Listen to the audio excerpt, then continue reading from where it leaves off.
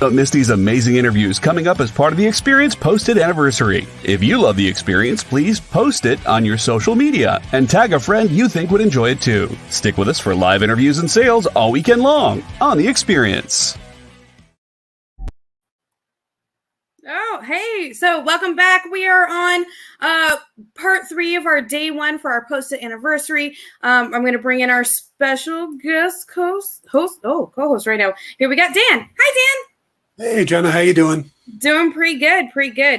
So we have a minute or two before your guest's supposed to be here. I was just wondering how you were feeling, how you doing. It's been a while. I was having a good day until I feel like I ruined Behemoth's big announcement. You know nothing. Nothing happened. You saw nothing. Yep, I know nothing. That's exactly how it went down, right? We saw nothing. We know nothing. It was just a wild guess. That was obviously completely wrong. I know, because they were saying it. They're like, they're cousins. And I'm like, the only cousins I can think of is that. But I don't know if I want to say that. Which now makes me wonder, are they doing a adaptation of the movie they did together? Oh, my gosh. I don't know, because they've done 2, haven't they? I only know of one that the 2 of them did together. That was their property, which is Code 8. Yeah, I remember Code 8. It was and I know that Powers, yeah. Yeah, and I know there was talk about them doing a sequel to it. Oh, so, that's what I'm thinking about then. Yeah. So, let's see. It says, Miss Jen said you won a prize. Oh, very cool. We've also got Val's back on. Hi, Val. Hey, Val. How you doing? Oh, she wants to know what is all the comic news. But that is the wrong time for that. You'll have to catch him on the Dan Wickline show or any of the other stuff that he does, like in stores this week on Tuesday nights, right after Miss Jen's show for Minute Skim It. Yep. No, today I spent time doing a little research on our guest for the next hour. Yeah. Making sure I had some good questions for him. You know, it's not often you get to talk to basically one of the historical figures in comics. You know, someone. I don't know. I feel like Miss Jen is one, and I get to talk to her every day. Oh, fair enough. But it's always nice for something different. Always to catch something else. I was trying to see if Miss Jen was available, but it looks like she's busy right now. She's blushing. How precious. What sort of stuff? Like, I know you've been with us. We've both been here for 6 months now. Yes. There's been a lot going on. Yeah, I accidentally ended up over here. I did too. Nick got a hold of me one night. Nick Barucci got a hold of me and said, "Hey, you want to come on to the? We do a comic or show talking about the new books coming out each week, and it would be nice to have another person on it." I didn't realize what he was doing was setting me up to replace him. Oh, okay. Miss Jen, so I took over for Instagram on her store because not a whole lot of people were on there. And I know social media because I have a ton of nieces and nephews, just obscenely too many nieces and nephews, ranging from 15 to 2. And so all of them are doing different social medias. And so the only way to keep up with all of them is through social media. So one night, Miss Jen was like, "Hey, Kyle, let Jenna do Instagram." And Kyle just went, "Jenna, can you do social media for me?" And I was like, "Okay, fine." And now here I am doing the shows and hosting with you guys. And it's great because I change my hair for every event. The last during our Pride event, it was actually blue and green. This time I've got orange and red. Yeah, I did the blue hair for last summer. I didn't. It's been a while, but I had the full on blue beard, hair, the whole thing. Oh my gosh! I can't do last summer. I don't have a beard. We did have our first guest of the day. He actually had green with a little bit of glitter in there, and that was really cool. So it looks like Danny is here, so I'm gonna let him jump on. I'll let you guys get to it. All right, and I will give him a proper introduction. Oh, have at thee. All right. So he was an editor and writer for Marvel Comics in 3 different decades. He had a long run as the editor on Spider-Man line, went on to write the entire run of Darkhawk, all 50 issues, scripts for Marvel mainstays like Avengers, Daredevil, and Iron Man, and wrote the limited series The Deadly Foes of Spider-Man and The Lethal Foes of Spider-Man. Yes. He's also an author, did books like Superman on the Couch, What Superheroes Really Tell Us About Ourselves and Our Society, Disguised as Clark Kent, Jews, Comics, and the Creation of Superheroes, and most recently in the book I just finished today, A Marvelous Life, The Awesome Story of Stan Lee. Please welcome Danny Fingeroth. Thank you. It's actually a marvelous, like the amazing story of Stan Lee. You are correct. I missed her. But it is awesome, and it's awesome to be here. So thank you for inviting me. And I know that Kyle was supposed to be here, and I think he's eavesdropping. But I hope Kyle, get well soon.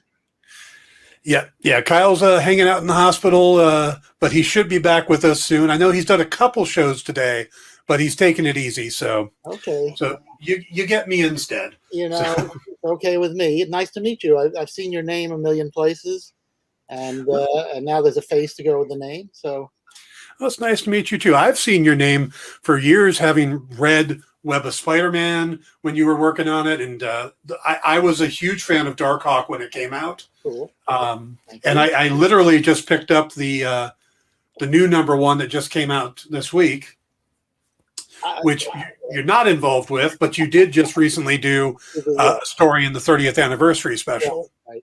Me and Mike Manley, regrouped to do the lead story in that. Yeah, but I kind of want to start with the Stan Lee biography. Okay. Because that was, like I said, I got it when I saw you post about it. A copy of it here. Yeah, that's it. Now I got the audiobook, which you narrate. It's true. And you do a wonderful job narrating it. Thank you. Because I've had some bad narrators on audiobooks. It did disabuse me of the notion. I'm a native New Yorker, but I always thought that I sort of had a more kind of, I don't know about middle American, but kind of a sophisticated, educated, some kind of phony baloney, non-regional accent.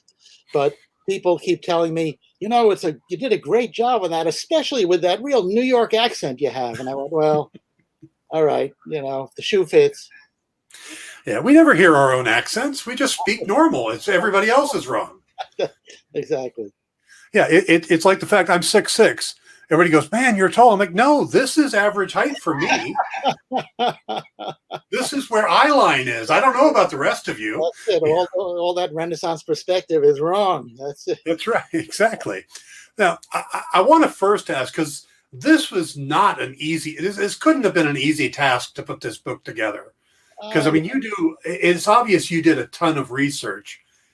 How did this project even come to be? And what was your process for doing all of this research and putting it together? Yeah, well, it sort of combined my passions, which obviously are comics and people who make comics, and practicality. It's like I've written these books, obviously did a million comics. I've written Superman on the Couch, Disguised as Clark Kent, The Rough Guide to Graphic Novels. And they're all highly regarded. People come up to me at conventions when we used to have conventions all the time and tell me that, I used your book for my master's thesis and my doctoral thesis. And it's very flattering. But I thought, it might be nice to make some money on a book, and what could combine my interest in comics, my interest in popular culture, my interest in quirky American Jews, and something that I could stand to spend years working on. Stan Lee, because now today is actually Jack Kirby's birthday. Right. And certainly the internet and my feed, and I'm sure your feed, is filled with hundreds and hundreds of Kirby images and praise of Jack, all well deserved. But even with the Marvel movies and TV shows, as big as they are, there's no name, for better or worse, that's as well known as Stan Lee's. in not just at Marvel and not just superheroes. I mean, I don't know, Todd McFarlane, Art Spiegelman. Those are like maybe guys who are close. Robert Crumb, but really far and away, Stan. So I decided, okay, it's a commercial project. I know Stan. He was still alive. This must go back 10 years, and I would sort of have this playful back and forth with him where I'd say, so let's do that authorized biography. No, I don't want to do it. If I want anybody to do it, Danny, it'll be you, but I don't want anybody to do it. Now, maybe I was the 10th guy he said that to that day. So we went back and forth. And at one point he said, I can see you're going to do this. I don't want to be involved with it. Do it unauthorized and do whatever you want. He didn't say it that way, but that's basically, not that you need anybody's permission to do an authorized biography, hence the unauthorized part. Right. But, I decided to then pursue it actively. And he said, I don't want to be interviewed for it. I've done too many interviews. And I think it was around the time he was doing that documentary with Great Power.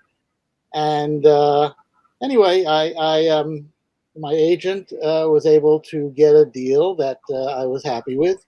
Took a while. Stan is an interesting character because he is well known, but a lot of people don't always know, well, will this be, is this something we can give a good advance to, or is it just blah, blah, blah? So all that stuff. And then so, I mean, look, in a certain way, I've been researching this since I was 8 years old, when I started, when the first Marvel comics came out and I started reading them. I started working in comics. My first job was for Stan's brother, Larry Lieber, at Marvel years ago in the 70s. So I've sort of had a ringside seat. But of course, but you're right, I also did a ton of research. I went to Stan's archives at the University of Wyoming. Also, there's some archives of other people's at the Billy Ireland Museum in Columbus, which is a wonderful resource if you ever are near Columbus. So go, because it's a great museum and a great. So and because of being in comics my whole working life, I knew I had access to Marv Wolfman and Mark Evanier and John Semper and Neil Adams. A lot of people would talk to me, and I think my training is not as a journalist, but I spent 20 years. I did a magazine for Tomorrows called Right Now Magazine, where I did endless interviews with people. I spent several years barnstorming with Wizard, just putting together panels and interviews. So I think like what you're sitting there doing now, I think I got pretty decent at interviewing people and digging a little deeper than somebody who maybe wasn't from the business, could go. So ultimately, after saying he wouldn't do any interviews, I did two like 90-minute interviews with Stan, where I think I'd finally learned how to interview him. I mean, yeah. I didn't think there was any point in going, what about Jack Kirby? I didn't think I'd get in, but I sort of found ways, I think, to sort of come in sideways and make, I sort of pride myself on interview people on getting them to think, especially older people who've told the same story 1,000 times. I feel like I'm pretty good at getting them to like just look at it from 5-degree different angle, where suddenly they're having insights about it that maybe they didn't have before. That was one of the great compliments of my life. And it's not just because I'm the chair of Will Eisner Week, which is an annual celebration of Will Eisner and his legacy every March. But the one time that I did a full-length interview with Will Eisner, he complimented me on my questions. He said, "Oh, those are really good questions." And again, does he say it to every interviewer? I don't know. I haven't researched that heavily. I don't want to know the answer if he did. Yeah. Anyway, so I did a couple of interviews with Stan about a year before he died. And he was, Stan had a lot of signs of aging and being old. And, we know many of the controversies surrounding what went on. Yeah. But he could focus too. I'd see him. I was his regular moderator at the Wizard show. So either I'd see it firsthand or other people's interviews. I've seen this with a lot of older artists and celebrities and performers, where before they go on, they look like they're going to fall over. You think this person cannot possibly live through the end of the day, but they get on stage and suddenly they're focused. Yeah. And Stan was like that. So for these interviews, it was an interesting process, because even whatever had been going on with him before or after, during it, he had this sort of laser focus that I don't know how you explain that neurologically or psychologically, but anyway, so that was a long process, and like most like any big task, you have to break it down into parts. I'm just going to focus on this today, and I'm just going to look at this file, even though there's 100 boxes in the archives or 200 boxes. I'm just going to focus on this one box, which still has like 100 pieces of documents in it. So it's I call it writing the maybe if I'd gone to graduate school, I would have thought of it, I'd think of it more as of a master's or doctoral thesis, but I refer to it as the longest term paper anybody ever wrote. All right. Now you mentioned it being Jack Kirby's birthday. He would have been 104 today. Yep. Along with him playing a crucial role in the creation of Marvel, his creative partnership with Stan is the subject of probably both their greatest triumphs and a ton of animosity. Yeah. What was your experience with Jack? Because he comes up a lot in the book, but I'm wondering, you worked at Marvel in the 70s and the 80s when Jack came back, stuff like that. What was your association with him, or what was Jack like for you? Look, I only met Jack once. Technically twice, but I only really spoke to him once. And my part of the conversation was pretty much to which Jack replied, "I can tell you're a real firecracker." So, look, so I make no claim to knowing Jack Kirby. Literally that, I never had lunch, or, I never spent any, altogether probably 7 minutes of my life I spent in Jack Kirby's presence. So, my impression, I've read all the interviews, and I've read with him, and it certainly is the most documented. I think they had a very complicated relationship. I don't, I think, which seems obvious, but you could say that there were obvious times when Jack had a resentment and a rage and anger at Stan. But there were times, you read some of these transcripts, or you see some, there's one particular interview they did in 1967 with a guy named Mike Hodel at the Pacifica station in New York City, WBAI. Mm-hmm. And it's in 67. They were still being polite to each other. I don't know. I think they were never best friends. They were never friends at all.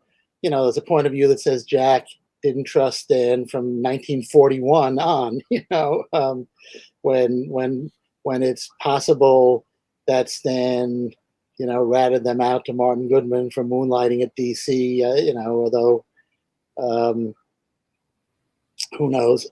I think they had a complicated relationship. I think, I don't think it was pure hate. On Stan's part, it certainly was. I think Stan was in some ways still always a little kid. He was the assistant that he was the teenage assistant that came to work for Simon and Kirby.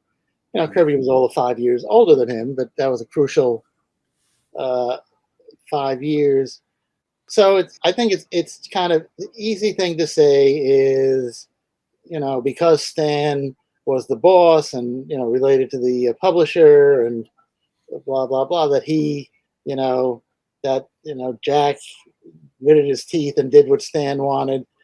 I think you don't have to like somebody to make great work with them, and I think that's plain. But I this is, and I base a lot of this on Roy Thomas's sort of eyewitness to this. Roy was there from not the beginning, but from 65 on, and so he was.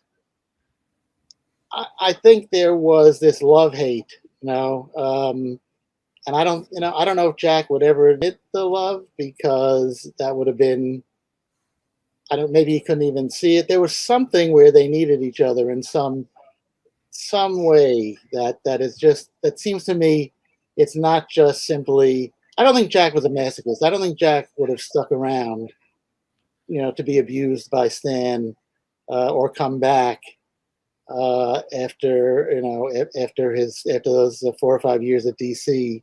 So no, they weren't best friends, obviously, but I do think it was more complicated than people make it out to be. Yeah, I had. Oh, Sean said we have a question. Danny, having been in and around comics for so long, what has been the most rewarding part of your career? Jeez, the most rewarding. Wow. I have no idea. I mean, I would say, to put it on a kind of, that's a multifaceted question. I say the thing that, as a writer and an editor, that I always found most kind of transcendent was, in the days before the internet, artwork was mailed by the U.S. mail, and later in modern times by Federal Express. But however it got there, you would open the envelope, and I mean, as a writer or as an editor, this stuff all exists conceptually. You kind of picture the movie in your mind, and you kind of take, writing a script, you're almost taking down notes and reporting on your own imagination, but you don't really know what its existence in the real world is going to be till you open that envelope or download that file and see the artwork, and you go, wow. Usually you go, wow, that's so much better than I imagined it. Once in a while you go, ugh, that's so much worse than usually, if you're working with somebody who's good, and I've been very lucky, to work with a lot of terrific people, you open that envelope and look at the art, and so that's kind of, in a way, the most rewarding, where this thing that was just this vague kind of notion in your mind, that somebody on the other end understands it and made it into really cool pictures to tell the story. I want to hang on that for a second, Jen. Okay. I want to circle back on the Jack and Stan. When I was incredibly lucky when I was about 11, I got to meet Jack Kirby at a convention and just had a great experience with him. And it kind of got me to want to be in the comic industry as a writer and stuff like that. Years later, I got an opportunity to sit down with Stan and just talk to him for a few minutes. And I didn't want to just gush over Stan. So I told him about the story of when I met Jack when I was 11. And I kind of watched Stan's face as I was telling the story, and it really felt like he had some pure affection for Jack and this, by listening to the story. And then from reading your book, I kind of got that same feeling, both with Jack and with Steve Ditko, that maybe Stan separated business and the personal from his working relationships with them to their personal relationships. Do you think that's how it was, that Stan still loved these guys or cared about these guys outside of the business? Well, I think Stan didn't realize in some ways the effect he had on people. Maybe he realized the effect he had on fans, but I don't think he might not have realized the effect he had on his peers, I think because he identified as kind of an employee and as a staffer and as a freelancer himself, one thing you find when you go back, you look at Stan's paychecks for, up until maybe the 80s, wasn't making, he did very well by comic book standards and he made a nice middle class living, but he wasn't making, there's a reason he took all those speaking engagements at colleges. I mean, he liked to do the research and speak to fans, and he liked to find out what the young people were thinking. But he liked getting paid. And I think to sustain the lifestyle he wanted, which was kind of an upper middle class suburban lifestyle, his salary and even his writing, if Stan was getting the top rate for writing comics, he still was getting next to nothing, right? I mean, I don't think people realize what a nickel and dime business it was, even until like the 80s. And so the question, so I think Stan saw himself more as like one of the guys, right? I mean, it's again complicated because he certainly could take charge as a boss. Mm-hmm. I think he liked them. I don't think he hung out with Ditko or Kirby. I think it's very interesting. The people that Stan has some very close friends and people who loved him. But these were people who worked for him for about 10 years and then got the hell out, so that they could say, I'm thinking about Jerry Robinson and Ken Bald and a few other people like that who were very close and very fond of Stan, but somewhere in them they realized, he's a good guy to hang out with. He's a good friend. He's fun to go to dinner with. But I got to move on to advertising or to syndicated strips. So I think Stan loved Kirby and Ditko, and I think he was in awe of their talent. But I think maybe he did not. Or you hear stories from people. Like Mark Evanier will talk about how but other people too. I think Tom DeFalco. Stan will say to them, you know why Kirby left? And they'll go, well, Stan, I was in junior high school when that happened, so I don't really know what happened, but you were there, maybe. And I don't think it was some disingenuous thing. I think Stan just could not. Somehow he couldn't process it because you hear that too much, where he'll say to somebody in all sincerity, "I still don't know why Kirby left," where everybody else knew why Kirby left. Yeah. Now, you mentioned this a second ago, that Stan has this kind of amazing ability to make readers feel like they were part of something special, that they were kind of on the inside of something exclusive. Right. Do you think, you mentioned that maybe he knew that. Do you think he did, that he understood what it was he was doing in the 60s and the 70s where, because it pulled me in when I started reading books, 5, 6, 7 years old. I'm like, oh man, I'm part of this. I am on the inside. And I think that's a lot of what made Marvel work, was not only the stories and the art and stuff, but also that sense of community that you were pulled into. Yeah. Do you think Stan really did that by accident, or was this just something that he pushed into his persona? That's really that's a great question, because it's really the key to Stan and to Marvel, that Marvel made you feel like what they were doing was special and done just for you, right? The best popular culture does that, but sort of, right, if I'm watching, say, the What If show on Disney, I'm a little older now, I'm not 8 years old anymore, but I'm kind of aware that I'm watching a product of a corporate entertainment machine, and this particular brick in the wall may or may not be more or less effective, but I'm really, again, that's hence why I do it for a living, but I think Stan discovered it. I think it had a lot of different sources. I think some of it might have just been he was in his late 30s, early 40s. The business, certainly the company, and really almost the entire business had disappeared under his feet a couple of years before.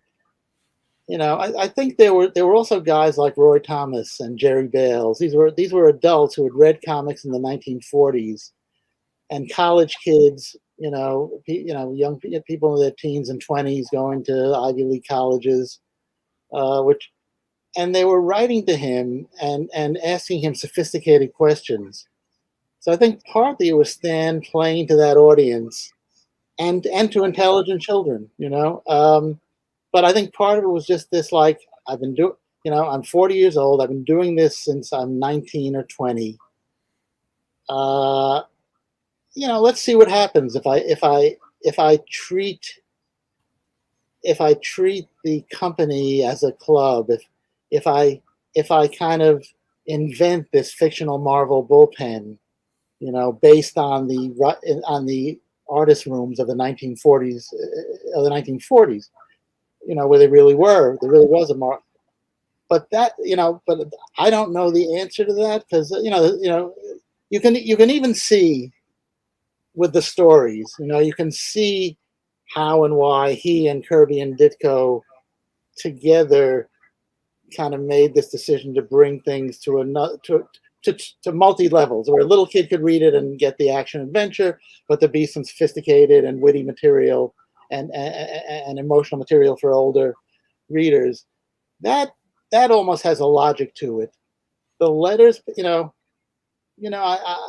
because this is really directly into Stan's subconscious or id or whatever, right? I mean, in a pre-computer era, here's Stan Lee at whatever 7:00 at night. Everybody else is going home. He's there typing. In the days before the formal bullpen bulletins, he's typing a new letters page series of notes and promo blurbs for every single letters page, and trying to make it as funny as possible, and having to get it on the first draft because there's no redos. Especially once you give it to the typesetting people, in those ancient. So that to me is in a way almost more or as miraculous as the characters themselves. That he stumbled on that. Obviously at a certain point he realized what he was doing. He was getting response, and then it became more conscious. But boy, that somewhere in there was just this desperation, or this, what have I got to lose? It might have. You mind if I blab on for a second? I'm sort of coming up with. It might even have had to do with some competition. Don't forget, Marvel was part of Martin Goodman's company called Magazine Management. Right. And the people writing those magazines, it was very weird. Goodman prided himself on hiring like Ivy League graduates, like Princeton and Yale graduates, to write his crappy, men's adventure magazines. He would go, see that person writing that schlock over there? They've got a master's degree in English from Yale, right? But these are people like Bruce J. Friedman, like Mario Puzo, famously started out. So Stan might have been inspired to try to compete with those people also. Yeah. All right. Now, you worked with, you started in the 70s with Marvel. I did. So as Larry Lieber's assistant, you worked with Stan a lot. You toured with Stan doing the Wizard shows as the narrator for the stuff. So you've had a lot of time with Stan. When you started doing the research, did you come across anything that surprised you, that you didn't know, or just was just outside of what you expected? Yeah. Again, I'm going to just, respond a little, because I knew Stan. I was friendly with Stan. At a certain point, he even knew who I was, say I spent time with him at Wizard, and maybe I'd spend 10 minutes before the panel with him. And then I worked with him a lot. Oddly enough, I worked with him more after I left Marvel, when I worked for Byron Price, and I worked for a company called Visionary Media. So I was friendly with him. I think he regarded me positively, but I was never in his inner circle, which I think is better for writing biography, because then I feel it gave me some more objectivity. Because I sometimes, there are some reviews or some people imply that my biography is a hagiography, that it's unquestioned. But I think it's obviously a generally positive view. But there's, I just try not to put my thumb on the scale. There's a lot of stuff in my book that's not so flattering to Stan. I tried to really write what I could know, and knowing the comic business. I think it surprised me just how involved Martin Goodman was. Um, sort of the general view of history is that Martin Goodman had this big company and he sort of delegated the comics to Stan because he didn't care about them. But it's become clear to me that not only was Goodman more involved than you would think, but Goodman was more involved with Stan personally. That a lot of Stan's social life involved the Goodman family, and so although he was Goodman. It was very complicated. I think Stan was doubly related to Goodman, but both ways and very distant.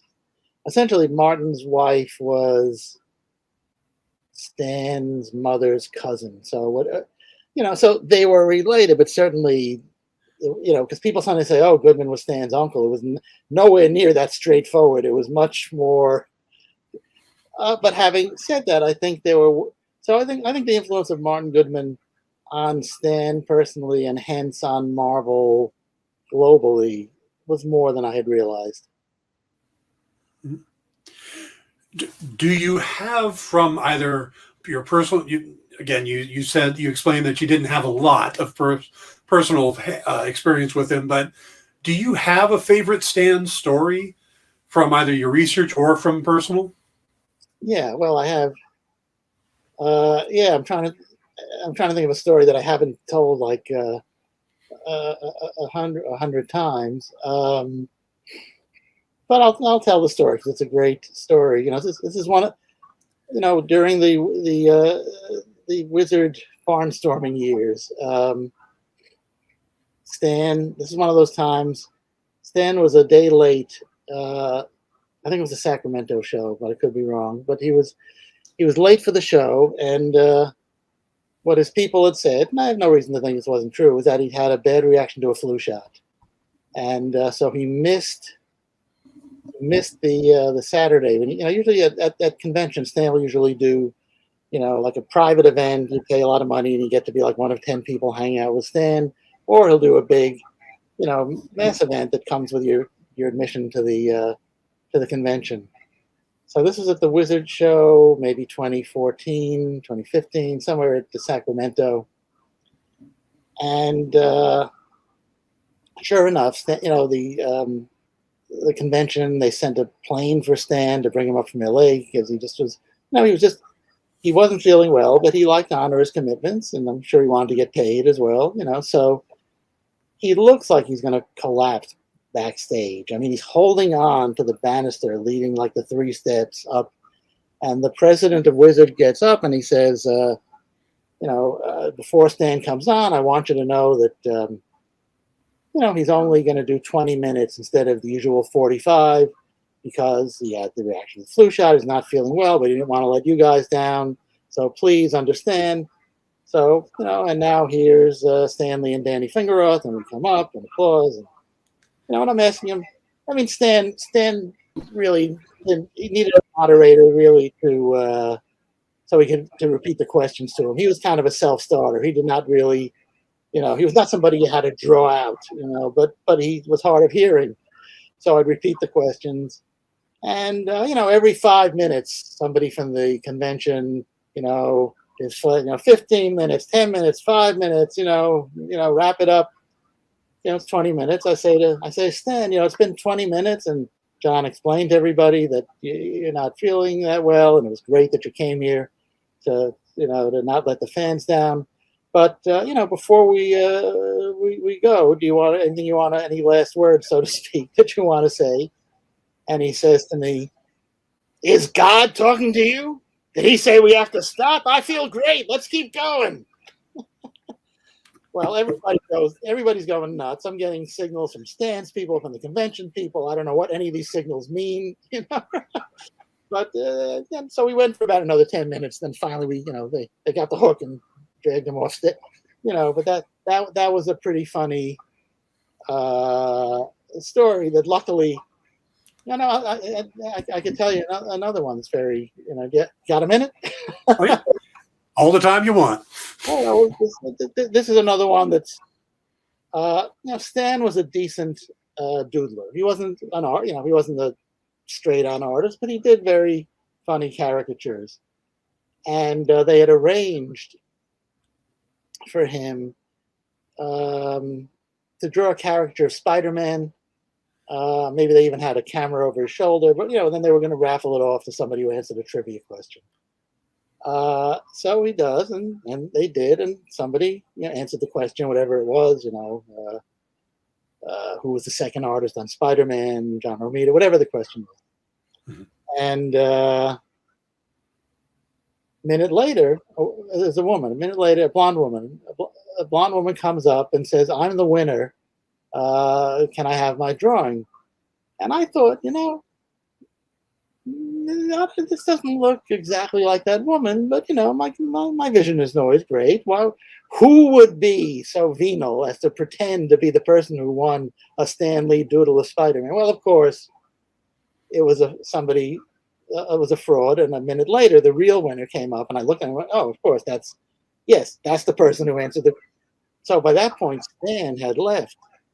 But I said, I ran out and I found him and his people, and they said, well, get her address and we'll mail, and Stan will do another drawing and mail it to her. And he did, you know, I mean, so it's sort of a, you know, it simultaneously, it kind of makes you lose faith in human nature and then regain your hope in human nature, you know.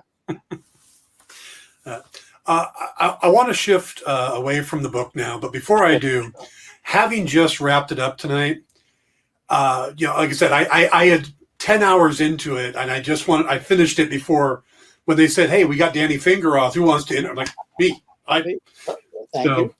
Yeah, so I finished it this afternoon and got a few tears at the end. You know, I got to tell you, but I have to tell you that it's probably one of the most balanced and even telling of the history that I've come across. You know, it doesn't seem to be slanted one way or the other. It's a very fair take on the history, at least as much as I've known of it. So, well, thank you. I really appreciate that, because I really worked hard to do that, you know, and yeah, I mean, it means a lot, you know. Because that was something, you know, because I don't think I realized going into it, you know, maybe that makes me an idiot. I don't think I realized going into it quite, you know, how checkered, you know, his interactions with people were, and you know, but I really, so that means a lot. So thank you, and you know, I think people may, you know, obviously I want to have a title that's sold, so the title is a little, you know, a little kind of bland. You know, I wanted to get the word Marvel into the title. Yeah. So I think people may read the title and think, oh, it is just a puff piece or Hey Geography. But thank you. Yeah, I really worked hard to make it balanced and to give all sides, you know, of the story. Yeah, it is an absolutely great, well, listen or read, depending on which way you do it. Especially if you like New York accent, right? Now, let me get to Jenna's question from earlier. Do you remember your first comic book shop, and do you know if it's still around? Here's how old I am, Jenna. There were no comic shops when I started reading comics. There was no such thing. We got on our dinosaurs. We left the cave. We took some fire with us to keep predators. No, I'm from the era when there were two main sources that I would buy comics. One was a nameless newsstand run by a guy named Teddy on the corner of 86th Street and Lexington Avenue in New York City, in Manhattan. And then there was a newsstand, a candy store / newsstand called Farrell's on Lexington and 88th and 89th Street, around the corner from the highfalutin Dalton School.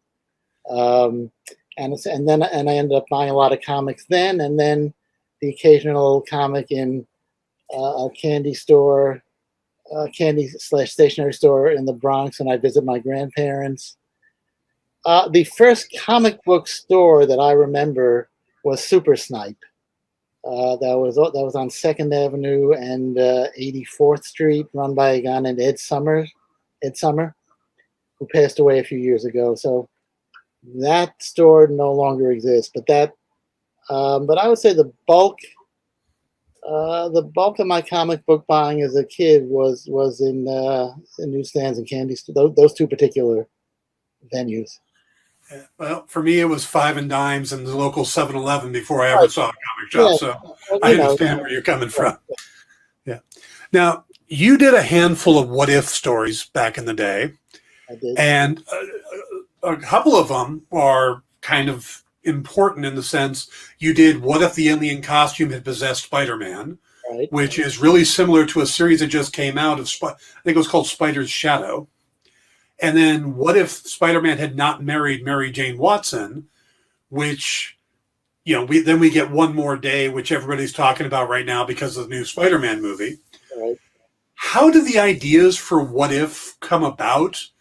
And at the time, was the book kind of looked at as a potential testing ground for ideas for the mainstream, or was it just kind of happenstance? You thought of the craziest ideas you could. Well, I was writing it, I guess, in the volume. I wrote one issue in the first file. I wrote I guess it was half of a double-sized issue. Was what if Dazzler had become the Herald of Galactus? Because I was the writer of Dazzler at the time. I remember that. Yeah, but those the ones you mentioned, that's almost when comics, when you almost had to approach comics like graduate school or like a senior thesis, because it's like, okay, here's right. The challenge was right. You have the mainstream stories, so a lot of smart people sat around, thinking up those stories to make them as airtight as possible, right? I mean, I've been on all sides of those seats. So when you're plotting a story, you do, well, what if this, what if that? I mean, that's sort of the premise of fiction in general. What if, so you're kind of trying to undo this, hopefully airtight construct that smart creative people came up with. No, I never thought that the what ifs would become the mainstream reality. Only because all too often, they often ended up with the end of the world, or the planet blowing up, or civilization reverting, to the new beginning. I mean, that happened. I think I wrote, what if the X-Men had lost Inferno, which ended up with like the world pretty much literally and figuratively going to hell. And then one of the ones that I hear most often that people, I get most to sign at conventions, and one that people bring up is, what if Daredevil killed the Kingpin?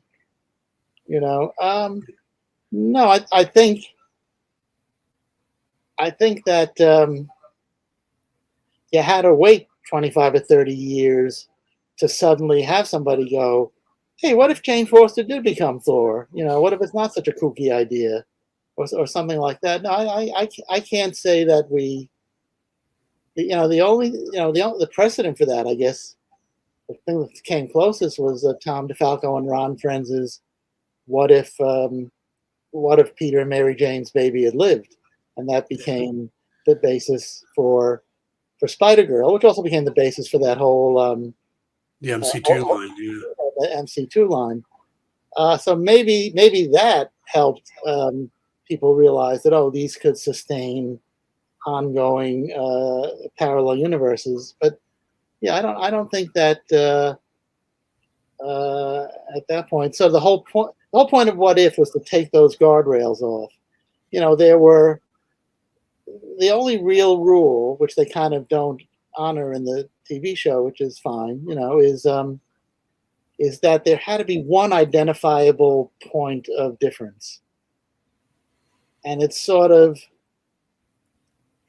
it could, which again is tricky because, if the theory is that we, the creators of the comics, know these characters, as well or better than anybody, then any decision that we, the writers and editors and artists, have them make in a story should really be the only decision that they can make given who they are, right? So what if is already a little bit of a cheat. It's, again, fine. No, but yeah, the idea that it would last, it was very radical when we did that two-parter. Was what if Spider-Man had not married Mary Jane, and then what if part 2? What if Spider-Man had married the Black Cat? Right. Okay. Sean asks, are there any current writers that you are really enjoying their work? Yes. The current is funny. It's like, my answer is always Brian Bendis, but of course he's been at it for, he's been at it, in the mainstream for 20 years and for years before that. So, but I'll stick with that, because Brian, I really feel, has taken the traditional, Marvel and DC universes and characters and found that sweet spot of new stuff that you I mean, that's the brilliance of these characters. Every time you think that, everything's been done with them, suddenly somebody like Brian comes along. I'm in the process now of catching up on a lot of stuff. I've sort of been in more of the kind of history mode. I love, I love Dean Haspiel's work. I love what Dean does as a writer and artist on the Red Hook and his other creator-owned material. I love what Dan Schicade does with his characters on Webtoon. There's a lot and I'm sure the minute we end this, I'll go, oh crap, but I literally, not that I'm, I literally just ordered Dragon Hoops, by Gene Yang. Partly because I need to read it because I love Gene's stuff, but also I'm going to be doing a panel for the San Diego Con on. San Diego Con is not San Diego. New York Con is as far it's going to be live. Depending on many things, but so far it's still live. But they're having an online panel track. So I'm doing a panel called Will Eisner, The Next Generation, with Dan Schicade, Gene Yang, and Jerry Kraft. People know Jerry from New Kid and his Newbery Award. And it's going to be some younger creators talking about Will Eisner's ongoing influence. But yeah, so like I said, I there's a lot I need to catch up on, but Brian has just been somebody who I've been impressed with, from his self-published work and of course Powers, and he's like I said, to call him new is sort of, you have to be my age to think of Brian Bendis as new. That's okay. For me, the 80s was just 10 years ago constantly. So I like I said, I get it. 10 years ago? Oh my God. Well, we've got about 8 minutes left. And there's one character I want to throw out and talk to you about, because Marvel had this thing where they kept trying to recreate Spider-Man. In the 70s, they did Nova. In the 80s, I think it was Speedball. And then early 90s, they did Darkhawk. And now they're doing a whole new version of Darkhawk. But so Tom DeFalco and Mike Manley came up with the character, handed it to you, and then you went and wrote 50 issues of a book of the character. And then on the second day. What was it about Darkhawk that, I got that vibe at the time when the book came out, and I bought the first issue. I think I have all 50. That it was kind of like jumping on with the new Spider-Man. But there was something different about the character. How did you approach the character? With what did Tom give you, and what did you run with? What was it that you wanted to do with the character? Tom gave us a like a 4 or 5 page, very rough outline of the character, and I mean, everything was there: the backstory, the motive. I'd say a thing that I changed, and I don't want to say. I mean, Tom, if you remember the origin, the Chris Powell sees his father in this old a fun house, this old haunted house, a fun house in a carnival on the outskirts of Queens, where and he sees his father taking a payoff from a mobster, and his father was a cop who taught him his whole life to respect the law and to always do the right thing, and his mother was an assistant district attorney, and Tom had the father get killed, and so the kid does the traditional, I found this magic amulet that gives me superpowers, and now I will vow, like Spider-Man, like Uncle Ben died because of me, and I will fight injustice. And so it was a similar thing, and the twist which was fine, and I'm sure it would have sold just as well, but I wanted to put my own imprint on it, and Tom left enough leeway like that because he's a generous fellow. And I said, well, what if instead of the father dying, which we have seen, and it's certainly a rock solid traditional origin, what if Chris sees his father seem to betray the ideals that he taught him to live by? What does that do to your mind then? And and your friggin', superpower endowing magic amulet, So, and I think Tom, as I recall, liked that, and we ran with it. So that was, but yeah, it was definitely the idea was Spider-Man for the 90s.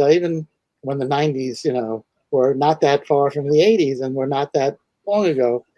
And I wanted to, I even did a mini series with Spider-Man, Speedball, Nova, and Darkhawk called Spider-Man Friends and Enemies.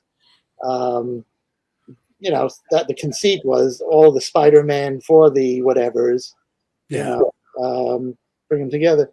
So, as what I always tried to do when writing or editing comics, although I knew full well that the audience, there were a lot of adults and college students and people in their 30s, 40s, 50s, I still sort of wanted to try to write something that would appeal to them, but that would really be for a kid, for a 9, 10, 11, 12-year-old kid who would have that Spider-Man for their era, So that was the aim with Darkhawk, Okay. Now we got just a couple minutes left, so I got to ask. You got your 10-year long or however long it took you to write the A Marvelous Life, but what's next? What?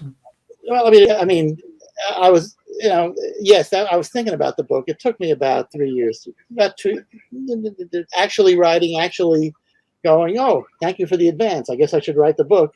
That's probably about 2 years. So it of concentrated work.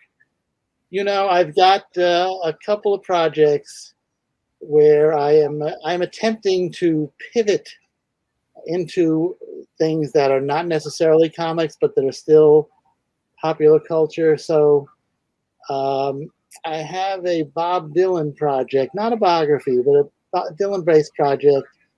Been a little complicated by the controversy over Dylan that erupted last, I think, 2 weeks ago. If you don't know about it, I'm not going to, but People can look it up. Yeah. Yeah. But again, even before, Dylan was always controversial, not unlike, I find it not a big jump to go from the melodrama of Stan Lee's comic book to the melodrama of Bob Dylan's music. So I get why I'm obsessed with both. So the Dylan related book, and then because, writing about Stan Lee and Jack Kirby wasn't, controversy inducing enough, I've been working on for about in various forms for a long time, a biography of Jack Ruby, the guy who killed Lee Harvey Oswald. And, there's absolutely no controversy about anything relating to the Kennedy assassination. So Yeah, that's nothing at all. No. So those are two projects that my agent is shopping around. I got a few other irons in the fire. So those are my big deal things right now. Oh, very cool. And I like to see that you're taking on very light fare, things that... That's it. I figure kind of want to just keep things... I was about to say keep things light, like writing about Mickey Mouse, but of course there's no character more complicated. Oh, yeah, definitely. I like to keep myself challenged. Okay. Where can people find you on social media? That seems to be the big thing now everybody wants to know. Yes. Well, Danny at DannyFingeroth.com. That's pretty clever, eh?